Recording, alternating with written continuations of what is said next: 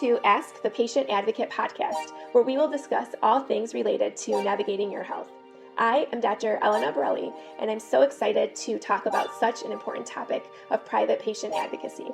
Managing your health and navigating the healthcare system is challenging, but it's a lot better when we go through it together.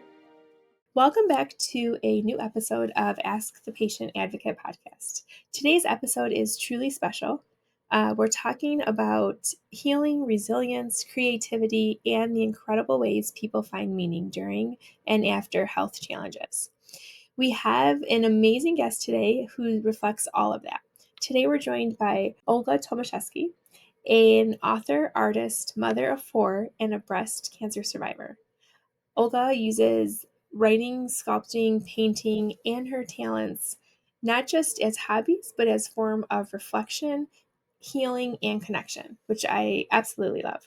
Her life story is filled with resilience, love, and growth. Welcome so much to the show, and we're so honored to have you here today. How are you? Hi, Elena. Thank you for inviting me. I'm happy to be here. Of course. Well, I have known Olga for years, and I just love everything about her. And I recently came across some of her books, and I was just so excited to learn about them. And I couldn't wait to ask her if she wanted to be on our podcast. And I was so happy that she responded yes. So you're not only an author, but also a painter and a sculptor.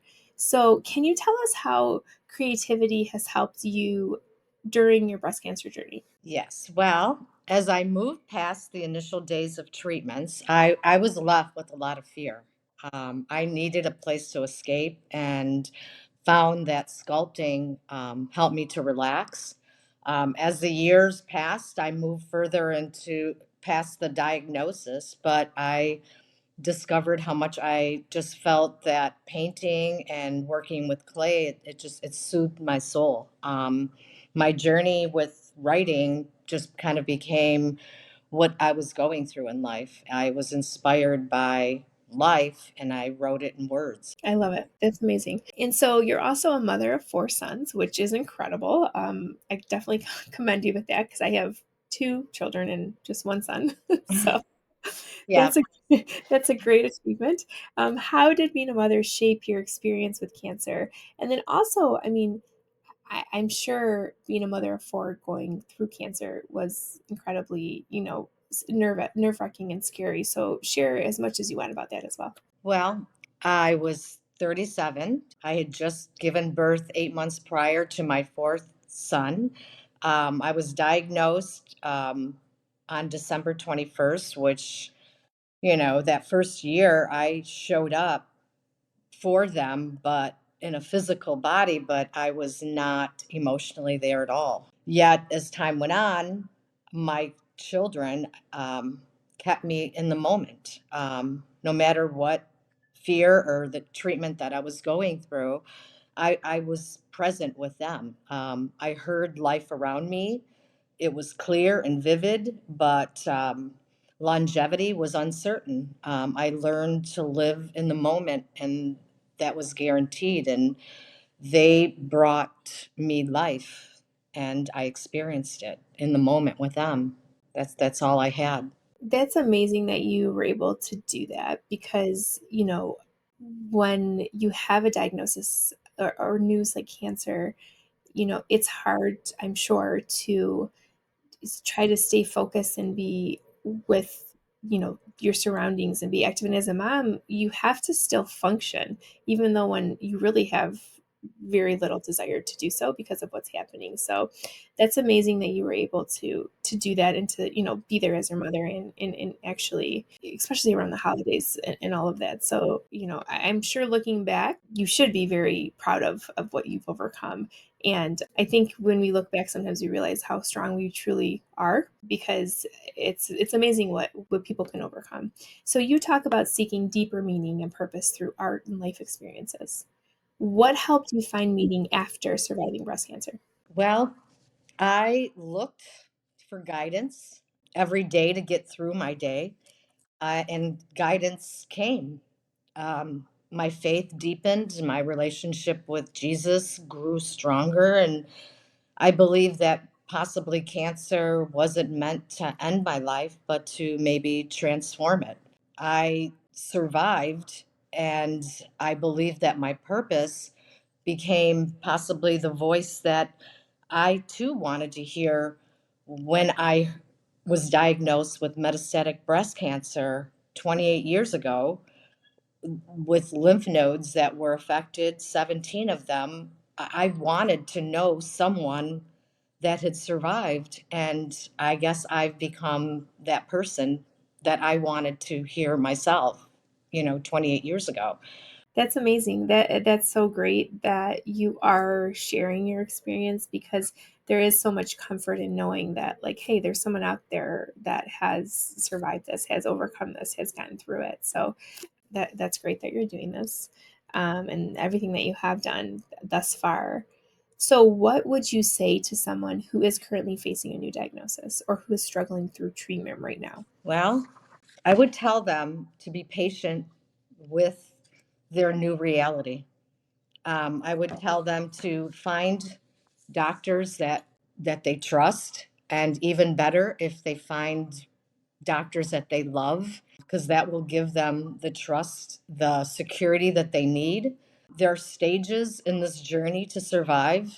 When the voice of fear speaks to you, practice speaking back to I it love that. by putting it in its place. Play with your new reality. Play, and it doesn't have to be, sometimes it's pretty far fetched, but you have to make your new reality. You just push through it. That's very, very good advice. I'm sure that many people can use and appreciate you saying that. And we were talking a little bit before we started recording this, about your books and some upcoming books and things like, or an upcoming book that you have. So tell us a little bit. I mean, you have quite a few books that you've written. One just came out, I believe, and then you also have an upcoming one. So what can you tell us about your books, and maybe too, like, like what inspired you to write these books, or whatever you want to tell us about them? There's so many questions that I would have. So just share whatever you'd like. Well, I mean, there's different books. I've written poetry books. I just have written children's books. I write books with my grandchildren, so I get inspired through them. My new book is Be Still, Healing One Moment at a Time. It's not about my cancer journey, but how I live because of it. The book helps quiet the mind, and it encourages readers to look within. And each chapter guides you towards listening to your inner self. I will say I purchased the book and it just got arrived on Monday, and I'm super excited to read it. I did look through it, and I love the prescription reflections, because I feel like it kind of ties it in. And I think sometimes I really like studying the Bible and reading the Bible. And I know, Olga, we've done Bible studies together in the past. And I think one thing that I always struggle with is, like, how can I relate that to my everyday life? And how can I utilize that and integrate what I'm reading and trying to understand biblically into my everyday life? And I love when there's reflections and things like that, because that helps. So I'm super excited to read the book. Well, I'm glad that you have it. I believe that it helps people today Mhm. maybe slow down, because we are just so busy and we're not reflecting enough. And I think each chapter will help you look within your own self. And it's not necessarily based off of, having cancer. It's just all the challenges that we are living with in our life. We're moving fast pace. And I think this is a prevention for your inner self, is how I intended on writing the book. I love it. I really do. And it's definitely what I need to read. So I think many people could utilize this as well. Thank you, Elena. Of course. So I'm sure our listeners would love to know more about your work, and, like, are curious how they can connect with you, where they can find your books and just find more information. So where can they be sent to? Well, I have created a Facebook community called For Women's Sake, and I do put a lot of I put all my books on that. I showcase the books also on a website that I developed last year, and I blog on that. It's called Understanding thehumanexperience.com. And I will put my new upcoming book that I'm going to start at the first of the year, and that will be Finding Grace in the Battle. And it's a breast cancer journey book. That's great. That's wonderful. The names are great too. You said it's for women's sake. For women's sake, yes. Love that. That's great. So I greatly, greatly appreciate you joining us, Olga, today. Your insight, your honesty, and your heart are such gifts. The work that you're doing is amazing, that you've used your struggles and now are trying to help others and sharing your story. Your journey is truly a reminder that healing is not just physical, it's emotional, it's spiritual, and it's definitely deeply personal. If you're navigating your own health and listening today, we want you to feel more comfortable speaking up, asking questions, and managing your care. Don't forget to check out Olga's books and also our self-advocacy courses. We'd love to offer you whatever resource needed to help you along this journey. Thank you so much, Olga, again. And I really hope that this conversation helps our listeners feel more confident as they navigate their healthcare journey. Have a great day, everyone. If you have a question for Ask the Patient Advocate, email advocate@pathwaypa.com. Managing your health and navigating the healthcare system is challenging, but it's a lot better when we go through it together.